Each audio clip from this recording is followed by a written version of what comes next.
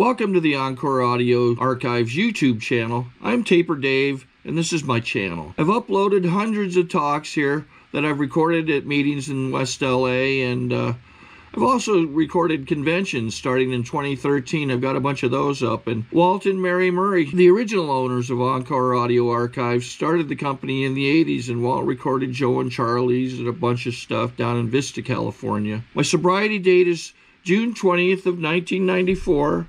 I hope you find something you like, so please like and subscribe to my channel and comment down below. If you want to hear something that I don't have or that you don't see, I'll see that I get it. Anyways, take care and have a great day if you want to. To obtain additional copies, receive a free catalog of AA and Al-Anon talks, or to find out about our tape and CD of the Month Club, call Encore Audio Archives at 1-800-878-1308 or visit our website at www.12steptapes.com. My name is Honey, and I am a grateful recovering member of Al-Anon and Alcoholics Anonymous. And normally I front end but I'm a little fatutzed. Anyhow, thank you, Dan.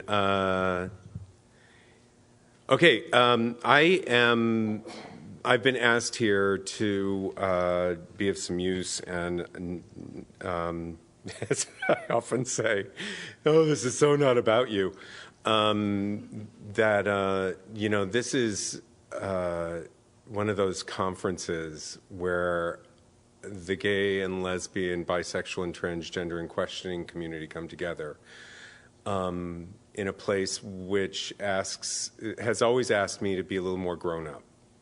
And being grown up is not one of those things that, I came ready to do when I got here. I just knew that when I moved from New York, I grew up in New York City first, and then the suburbs of New York in the 60s and the 70s. And I always like to start the share by saying, growing up with the Mill and Jim show, my parents, was kind of like growing up in a Norman Lear production of the hybriding of Long Day's Journey into Night with a little bit of Boys in the Band and a lot of Who's Afraid of Virginia Woolf. And they afforded us a lot of really great opportunities educationally, and they gave, like my sponsor just said to me, it doesn't really get to you to stand up in front of people and talk about things, but getting real about things can that's not what I came equipped with.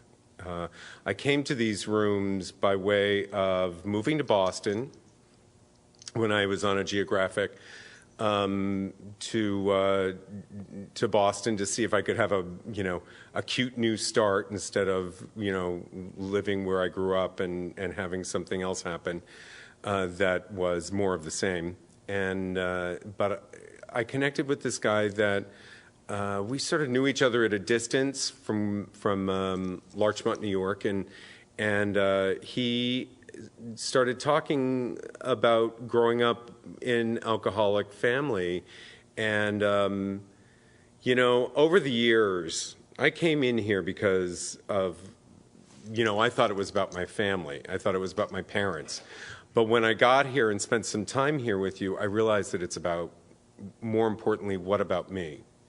And there were all these tools that were given to me when Michael brought me to this Mass General gargantuan Saturday morning Al-Anon meeting at the end of Charles Street in Boston, that, it was like, oh my God, I totally understand what they're talking about. I started to understand, where my clumsiness was. I felt very unsure of myself. I didn't have a strong center. I was always sort of told to be somehow, some way, somewhere, like completely contradictory to the way I felt about how I was. And there was no such thing as talking about the way we felt about things, there was always the prescribed formula of how it was supposed to be. And oftentimes it was at the other end of a harangue of somebody else's want. And, you know, my sponsor tells me the story about being in an ice cream store, and I think it's so perfect for this particular thing. She was there waiting to get a serving, and this mother and daughter were in there. This little girl and her mom were in there. And the little girl wanted to have, you know, like peanut butter chocolate, Rocky Road or something. And her mother said, no, you're going to have vanilla. And I was like, oh, I know what that is.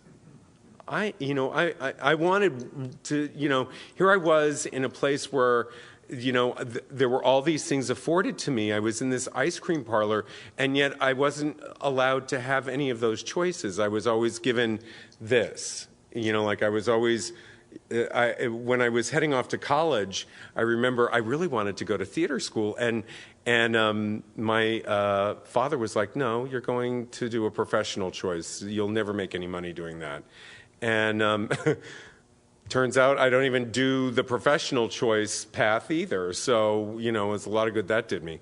But, you know, as I said, they did afford me some wonderful opportunities in education and travel. And, you know, my mother always used to say, well, you know, an education should make you at least interesting dinner conversation.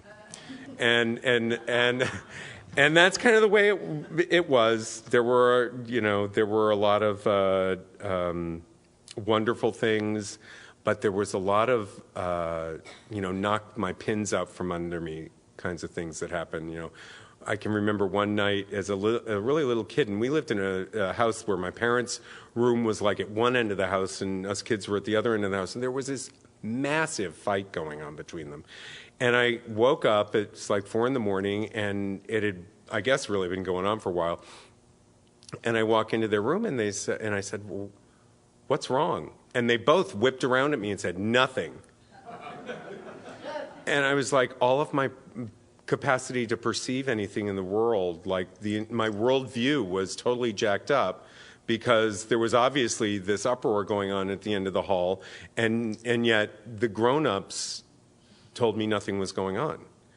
And so I looked at life very confusedly, and not the least of which was, you know, I'll flesh this out a little bit longer, but, you know, as a little gay kid, I had so many different levels of compartments that I had to operate in. I had to be a good little Boy Scout, and I had to be a good little altar boy. I had to be a good student, and the backstory was like, you know, the front story was all this lace curtain Irish stuff, but the backstory was crazy alcoholism.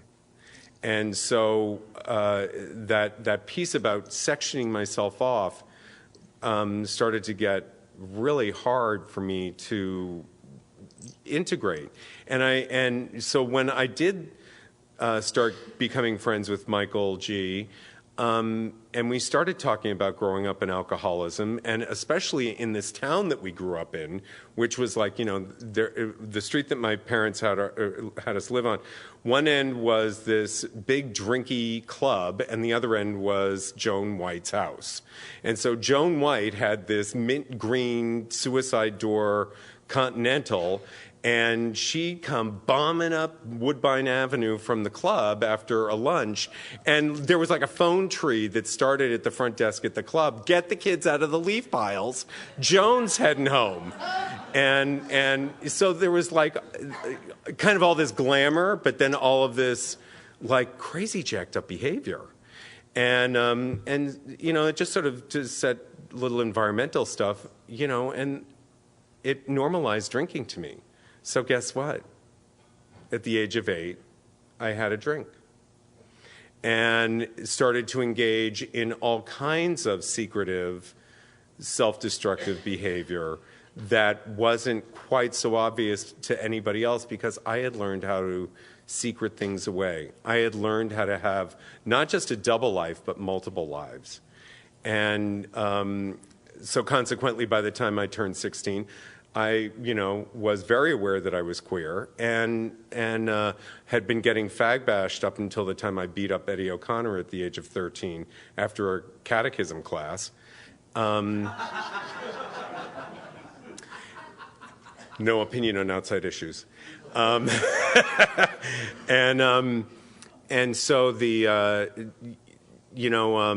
I found my way down to, I was 16 years old and little preppy kid walking into the Spike down in the Lower West Side of Manhattan with a half a fifth under my belt and an 8-ball in my pocket, and found the hottest pizza throwing, carburetor fixing Italian guy from Brooklyn to have at it with. And he loved that a 16-year-old boy was into him.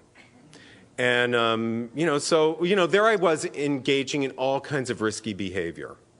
That was risky. That was, I was a naive child, putting out this face that, I think codependence really makes me do that.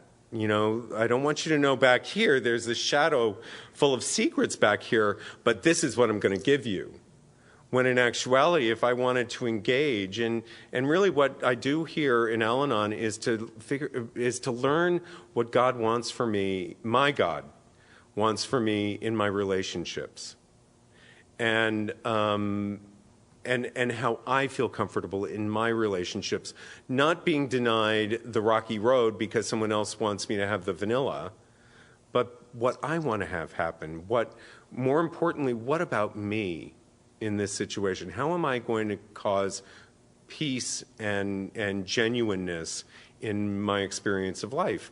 And so, over time, there I am working with this amazing Al-Anon. By the way, when I got to Al-Anon, it was like sponsorship. Ew, letting somebody know, letting someone in. I don't even do that with boyfriends who I'm supposedly wanting intimacy with. So why would I do it with a sponsor? But, it's interesting. Again, this conflicted, paradoxical nature of codependency in me. I come to the rooms because my mother qualifies me. I come to the rooms because I'm in agony over the AIDS epidemic happening. I come to the rooms because of so many things, and who is always there but the women? So men, your sisters are here for you. And women, your brothers are here for you. And if they're not, then they don't need to be. So what do? I find an Al-Anon sponsor who is the wife of an amazing, sober Boston Irish fireman who, she says, when I finished securing that he was my qualifier, I realized that I married him because I was there too. And that was profound for me. And, Rose took me through the steps, and by the end of my 5th step, just as an aside, well, not as an aside, but at the end of my 5th step, she said, and now you might consider how you drink. And you see, in Al-Anon, we don't do that. But Rose, O''F, did. and for that reason, I'm very grateful and hold her memory, because after being in Al-Anon for about 45, 46 years, she closed her life circle and went with Frank. And she was a miracle in my life, And when we talk about the step work, that I did with her, there wasn't all of this. None of this stuff was published when I started seeing her. My Serenity date is May 27th, 1987, and so we worked out of the Big Book and the 12 and 12. And so when we would do things, when we would be reading out of the Big Book and the 12 and 12, when we got to drinking, we always plugged in the alcoholic, people, places, and things, and thinking. And when we got to the alcoholic, it was usually, when there would be something about the alcoholic, there would be this term called co-alcoholic. And so she really taught me how to be way less literal. I think one of the great crippling natures of my codependence was being very literal about everything, which really reinforced a lot of black and white thinking. And so the world was stripped of colors and textures and patterns and flavor and wonder, because I just kept on becoming more and more of, a daguerreotype. It was like this black and white picture to me, and that's not how life is. And so when I started to work in the steps, we came to our second step, and she said, "Now, how do you think that you're alive after listening to your story?" Because when I talked to her, when I asked her to be my sponsor, she had asked me to tell my life story, and so she said, "Now, between 8 and 10, I attempted suicide like 3 times." And, for some reason, my body just kept throwing this stuff up. So, Mummy had a cabinet full of whatever, and there certainly was liquor in the house. And so I tried to off myself 3 times, and she said to me, "Now, how do you think you survived that?" And restoration to sanity started to come to me, because it was that I had an experience of a power greater than myself that restored me to sanity for quite a while before I ever found you guys and heard your stories about how this works.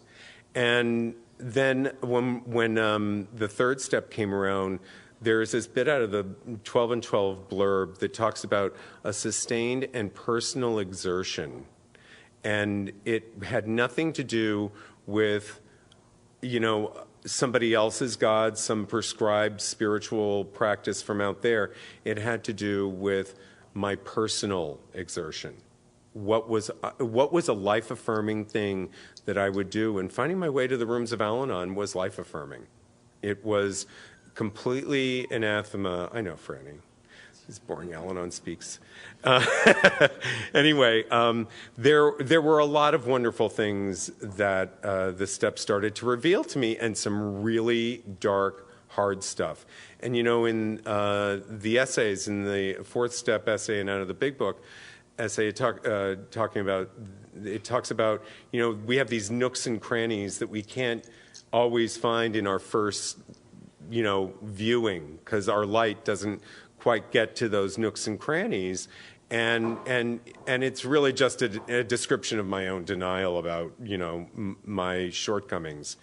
And so what I recognized was that over time, learning in Al-Anon business meetings and sitting in meetings in general, I learned something about being patient with myself by being patient with others.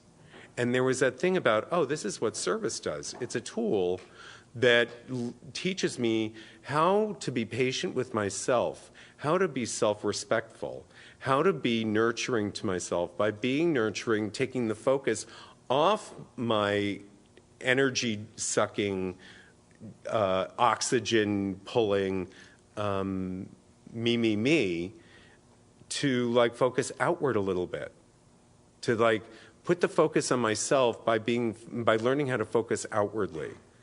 And again, it's the paradox of this recovery. It's, there are so many twists about how this actually works that it can only really be a spiritual practice.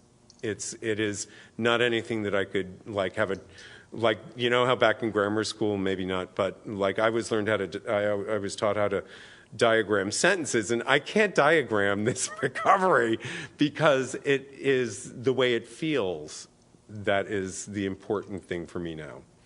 And so eventually we did get to the 12th step, but not without doing the heart-wrenching amends stuff. After it's but I was put upon, I was the victim, I was the this, I was the that. I was always in effect of somebody else. I had no affect myself. And this was an opportunity to clear that out.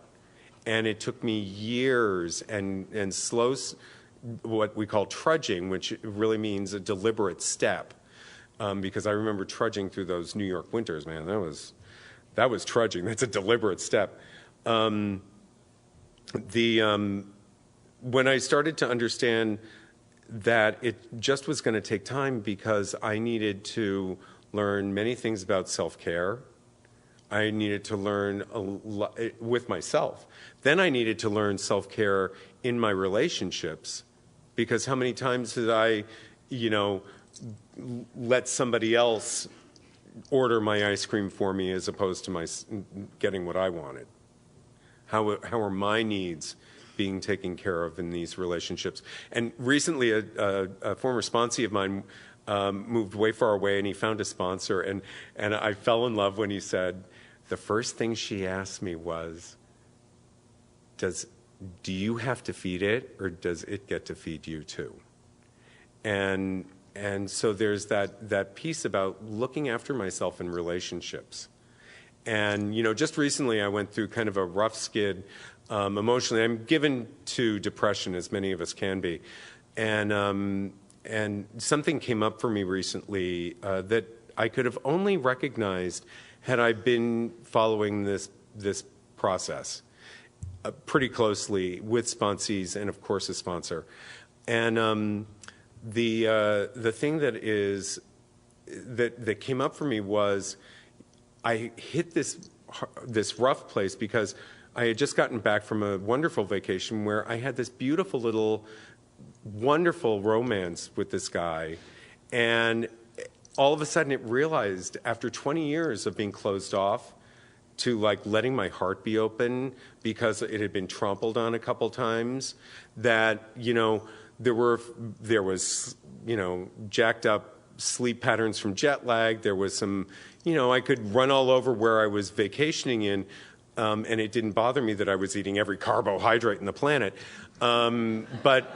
But when I got back here and got back on Muni and had this jacked up sleep thing, well, of course I was going to hit the skids. And of course I was going to get needy.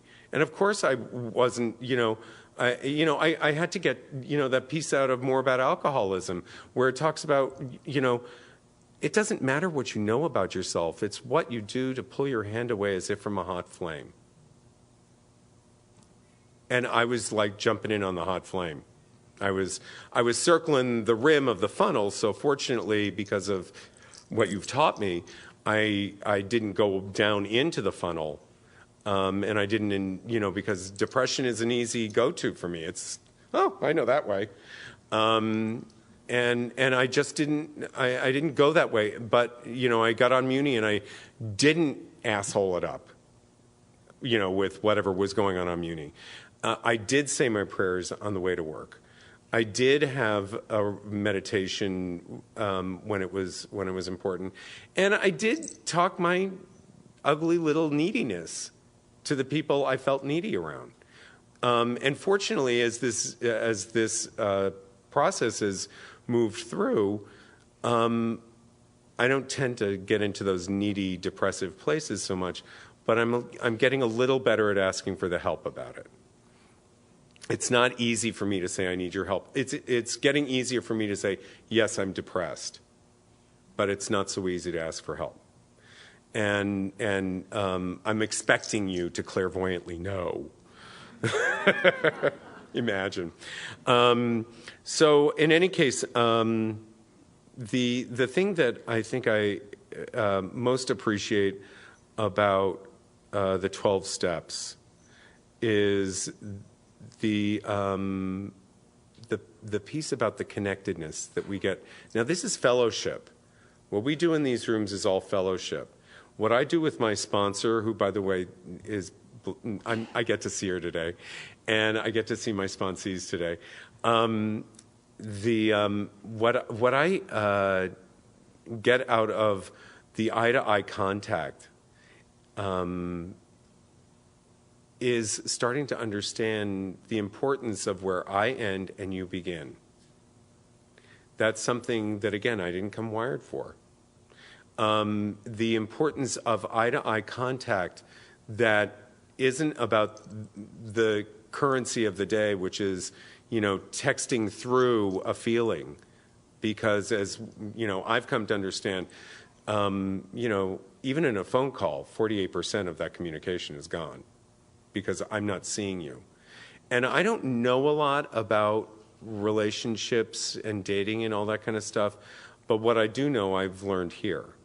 Sorry to interrupt your viewing. Taper Dave here. Just wanted to take a second to ask you to like and subscribe to my channel. Let me know if you like what you're listening. I've got some very good talks here, and this one's a great one. Just curious, do you think this is better than Zoom? Tell me what you think.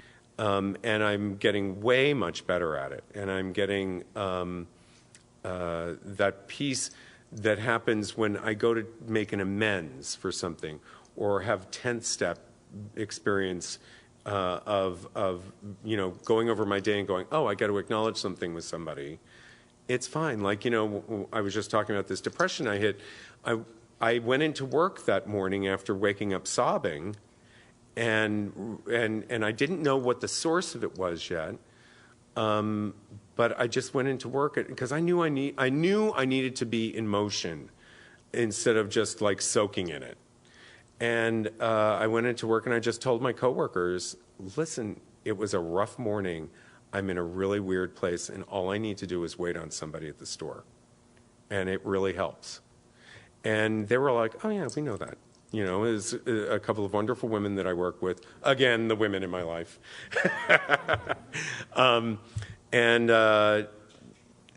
To obtain additional copies, receive a free catalog of AA and Al-Anon talks, or to find out about our tape and CD of the Month Club, call Encore Audio Archives at 1-800-878-1308, or visit our website at www.12steptapes.com. These are the things that don't come naturally to me. I mean, not to spill too much family tea, but one of my coworkers' daughters just came out of rehab for the last 4 months, where she had to go court remanded by way of DUI, and it was really interesting to watch how I was through her when she came into the store yesterday, because she's fresh out, and I averted my eyes all the time. And being with a sponsor or a sponsee, I look you straight in the eyes and I talk about what's going on. And sometimes what I learned, especially during the epidemic, was the bearing witness thing is so important to what we do here. It isn't, I don't have a solution because for you necessarily, I just know that I have these freedoms from working these steps. And the promises for each one of these steps is coming true in my life every day more and more. But you're going to have your own. And all I do is sit and bear witness to that. And that's all I need to do. And, I don't chase my sponsees around, although I broke out in chasing one around this week. But in general, I don't. And I'm not going. I don't go giving help where it's not asked for.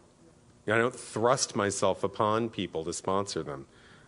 And this is, I need that person to say, I need help. And because I know that's what was really important for my first step, that I needed to say, I need help. And every day I have to face that, especially around things like people, places, and things, and my first thought, and, well, y'all have your own hit list. But, as I said, one of the things that went on with me was a real developing of a self-destructiveness because of how unsure I was about myself and how lacking in a sense of center I was in myself. And so my current sponsor and I, when we started working together, she asked me, what does the word equanimity mean to you? And I was like, got me, I have no idea. I knew what it meant, but I had to really feel about this, and I had to read about like what the Sufis wrote about it, or what the Christians wrote about it, or what Merriam-Webster wrote about it, or how the Pharisees wrote about it, or the Book of Mystics or the Book of the Dead talked about it, and finally I started to recognize that it was really just my capacity to hold my center in the midst of a storm. And that is not a natural thing for me. A natural thing for me, given the trajectory of how I grew up, by the way, the trajectory of how I grew up did not mean that I'd be in these rooms, but it also didn't mean that I'd be throwing myself under the bus with, people who would abuse me either. It's just that's the way it worked out. But you know, the learning how to be self-caring in my life has been an enormously heavy burden for me to unshackle myself from all my old beliefs. And you know, in the how it works, it talks about some of us have tried to hold on to our old belief, have tried to hold on old ideas, and the result was nil until we let go absolutely. And you know, that's everything. You know, there's this piece in me that I've gotten out of recovery that has been so much about nothing changes if nothing changes. And you see, I'm not so disconnected that I can change one thing over here and the other parts don't need to change. Because as I've come together and grown up and matured inside of these, the work that I do with sponsees and sponsor, listen to you and you're telling me how it works and how it doesn't work, that I've started to understand that I've started to rework myself into a different shaped puzzle piece. And the puzzle piece lets other people change their puzzle piece. And one of the most difficult relationships, and one that really shaped a difficult relationship with men, was the one with my father. And, you know, he was a closeted gay man who was very great dad to me and as good a husband to my mother as he could be. And but it was difficult. It was full of secrets. It was full of all kinds of, well, for lack of a better way of saying it, do as I say, not as I do. And you know, when I came out to him, it was rough. He was rough with me. And as the last couple of years have shown, actually the last 30 years, because he was outed to me about 30 years ago in a bar in New York where I was drinking. And he was outed to me, and it was a bit out of, you know, I don't know what the motivation but what it sounded like to me was that he, you know, the guy said, well, your father just broke up with my best friend. And I was like, who's your best friend? And it was this guy, and he had just described everything about our lives, the house, where my mother was over the summers. I mean, so this guy had some bead on what was real. And then when my father, 3 months after my mother died 2.5 years ago, comes out to us, he comes out here to go on a trip that my mother had planned for my sister who lives here too, and him to go up to Alaska. And so, you know, he came out to us. Maybe he didn't use the G word, but he had a man in his life, and he was talking about him. And, you know, it took an enormous amount. I'm really grateful for, you know, that piece that I talk about, being self-forgiving by learning how to be forgiving of others. You know, this was a huge one for me. And everybody has their huge one. You know, they're like, it's going to break me if this happens. And thank you, Dan. You know, there's this piece of my father and me that we're so alike. We have so much, there is, I mean, my sponsor's sitting here and she spent a lot of time with him and she's like, and we're so alike. And yet I was a lot like my mom too, but I'm not either one of them. I'm my own thing. And this is one of the gifts of the program that I can immediately give you right now. You know, when I was getting ready for coming here and being with you about this amazing miracle, which is working the steps and coming out at the other end of it, and then working them again, and maybe growing something called civilization inside of yourself, as it certainly was something that I needed to grow inside of myself. The thing that I you know, it may seem like I'm kind of all over the map because I am, but the thing is that I just had to let God do this. And, you know, later in my recovery, from about 10 years of Al-Anon and 7 years of staying sober, I started to get kind of cute and casual with this gift. And I started to throw myself around in a post-traumatic, after, that emotional hangover after, I stopped counting when 89 of my friends had died. And I was just like, sucking it up. And so I just started throwing myself around angrily as if I didn't matter. I was hugely angry. And I had lost track of the steps, and I had lost track of my books, and I didn't have a sponsor or sponsees. And I'd drop into a meeting whether I needed it or not. My codependence started growing exponentially. And so by the time I was 13 years sober and 16 years in Al-Anon, I became HIV positive. And I was, 20 years practiced at not doing that. And when my doctor gave me that diagnosis, it was like, when I get a fever, I get like this really weird vision, and it's like my eyes go through the back of my head, and the depth of the room becomes huge. It's like a little doctor's office, looks about as deep as this room is. And I was like, oh my God, I need to go back to meetings. I need people to see me again. I need people to hear me again. I need to hear them. I need to see them. Because what I've learned by doing this is that I'm a social creature. And I have been put here in a family of 4 children. I had amazing parenting. I had incredible opportunities laid at my feet, and yet I stomped on them. And, another one of those things, the trajectory of my life was, I had... A friend of mine said to me, well, could you prosecute the guy? And I was like, why? I was there. and so, there's this thing that was still burning very much inside of me, being accountable to somebody. And I had learned by being accountable to my first AA sponsor, who's like, what is he, 64 now? 63? And he's 35 years sober. I mean, it's amazing.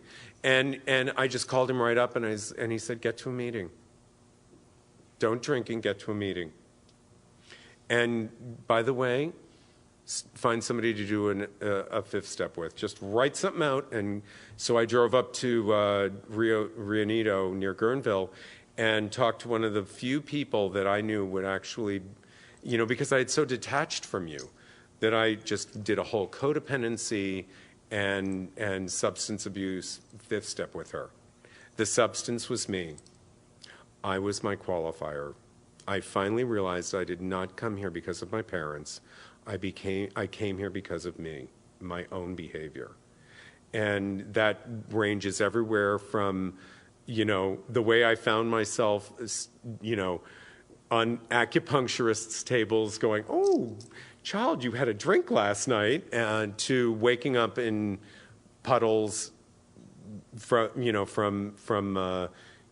walking in a blackout and taking a slide into, an ice puddle in Boston's Copley Square.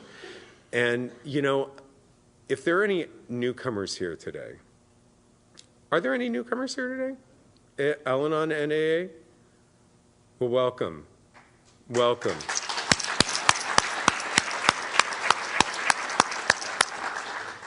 You don't have to do any of the stuff that hurts you ever again, even if you want to. You never have to do that again. You just saddle up to someone who's kind and sees you, and you can sit across the table from each other and see each other once a week, talk to each other, learn in your little spats that you have with someone who's trying to give you a suggestion, that you work things out. This is what we do here. It's working it out. It's not turning your back on it like I did. You don't have to do it by causing great havoc, which is, I live on the shoulders of great suffering right now. First with the steps, and then with the drugs that I take to keep me alive. And so what I would really hope for you is this piece that's called The Al-Anon Promises. It's out of this wonderful book that was published well after I discovered this amazing miracle of a program.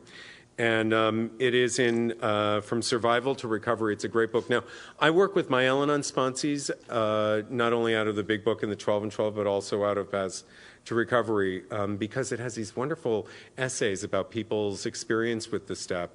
And then it also has these questions at the end of each of these steps and the traditions. The traditions were one of those things that I used to become a civilized human being again. You know, yeah, they're for the group conscience and all that kind of stuff. But, you know, if I start really personalizing these things, there's a lot in these things that teach me about taking care of myself. But this is it's on page 267 in this edition, 269 in the first edition. And if we willingly surrender ourselves to the spiritual discipline of the 12 steps, our lives can be transformed. We can become mature, responsible individuals with a great capacity for joy, fulfillment, and wonder. Though we will never be perfect, continued spiritual progress can reveal to us our enormous potential. Many of us have discovered what our fellow members already know, that we are both worthy of love and of loving. We learn to love others without losing ourselves, and we accept love in return. Our sight, once clouded and distorted, can clear enough for us to perceive reality and recognize truth. Courage and fellowship replace fear. It becomes possible for us to risk failure and develop new, previously hidden talents. Our lives, no matter how battered and degraded, will offer hope to share with others. We begin to feel and know the vastness of our emotions without being enslaved by them. Our secrets no longer have to bind us in shame. As we gain the ability to forgive ourselves, our families, and the world, our choices expand. With dignity, we stand for ourselves without standing against others. Serenity and peace will have new meaning as we allow our lives and the lives of those we love to flow day by day with God's ease, balance, and grace. No longer terrified, we discover that we are free to delight in life's paradox, mystery, and awe. We laugh more, faith replaces fear, and gratitude comes naturally as we realize that our higher power is doing for us what we cannot do for ourselves. Can we really grow to such proportions? As we accept life as a continuing process of maturation and evolution toward wholeness, we gradually begin to notice these changes.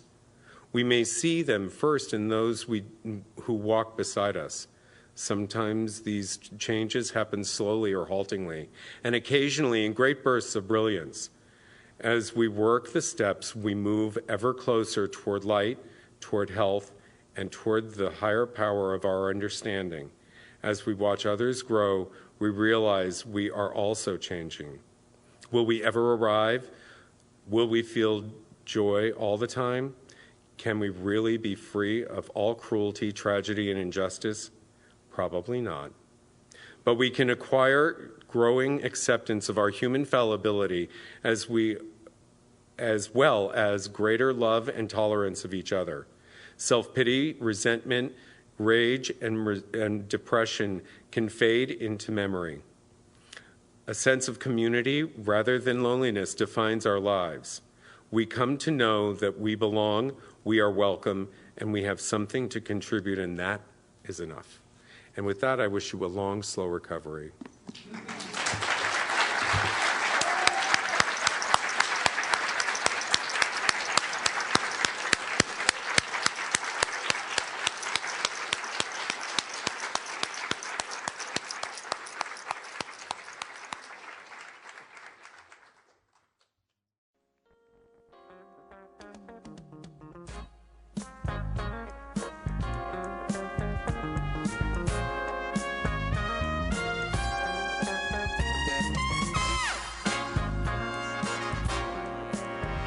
We hope you've enjoyed this recording.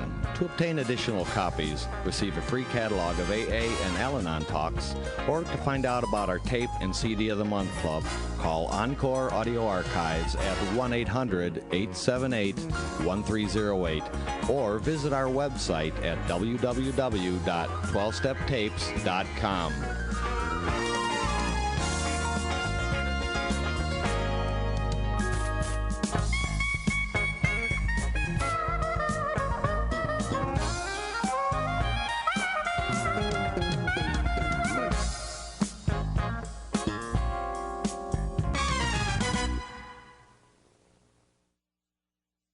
I think we got a great talk going on here. Thanks for watching the channel. Taper Dave here. Just curious, do you think this is better than Zoom? Okay, this is how I prepare my drone for launching. I like to do it inside the cab of my truck so I'm not standing outside in the weather. To install the joysticks for control, up and down, right and left, powered on. I have an Android phone that I use to connect it to the drone with, and it's actually controlled through the iPhone, through an app. Oops, wrong way. It's actually controlled through the iPhone, or through this Android phone, through the app. It's actually controlled through the Android phone, through an app, and you connect it through this short connection right here.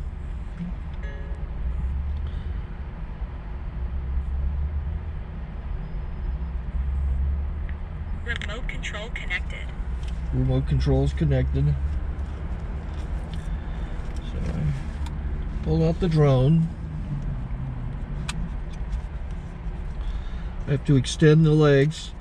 Long legs extended first, then the short legs. Remove the gimbal protector. Set that aside, then power it on one short burst, then one long burst. I lay it down.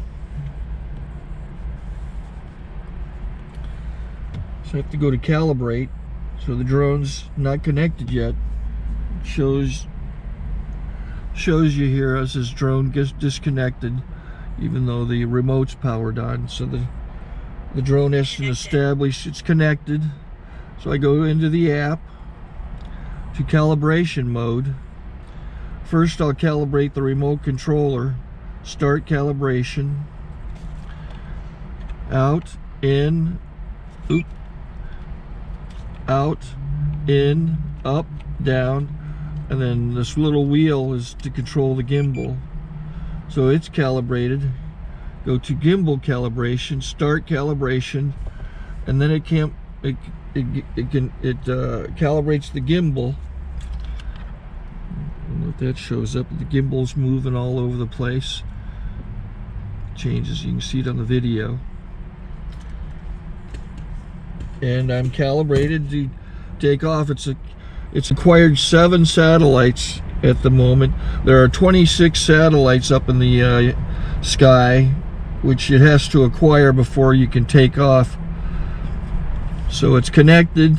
It's got enough satellites. This is white. I can go to press this little arrow button, swipe right to take off, and it would start the motors if I slid this to the right. But I'll wait till I get outside. Don't want to do it inside.